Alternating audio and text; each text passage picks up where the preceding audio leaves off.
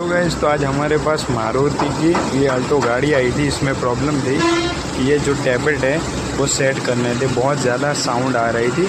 हमने ये कवर खोल के टैबलेट वगैरह सेट किया था। टैबलेट वगैरह सेट करने के बाद हमने फिटिंग कर ली थी। उसके बाद हमने सेल लगाया गाड़ी का, तो अच्छी तरीके से साउंड आ रहा है कंपनी के जैसा।